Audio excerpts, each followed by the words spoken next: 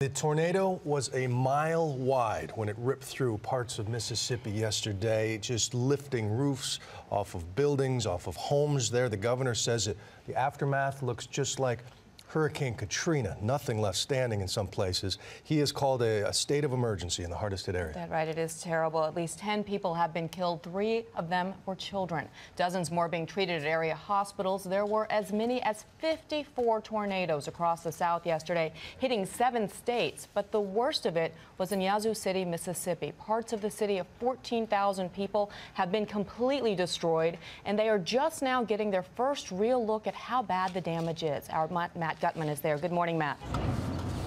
Good morning, Deanna. Meteorologists aren't sure whether it was one deadly tornado or several equally ferocious ones that carved that arc of destruction across the state. But what's clear here in Yazoo City, population 15,000, is the sheer scale of the devastation.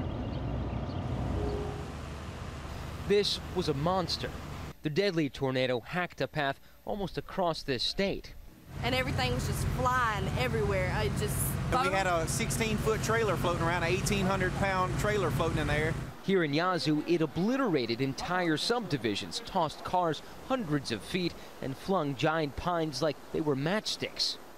Trees blocking roads across the state slowed the progress of rescuers who worked into the night.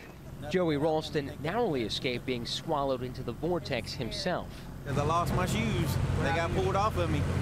I got picked up off the ground and she had to pull me back down. His shoes were literally sucked off his feet. The wind's roar left him partially deaf.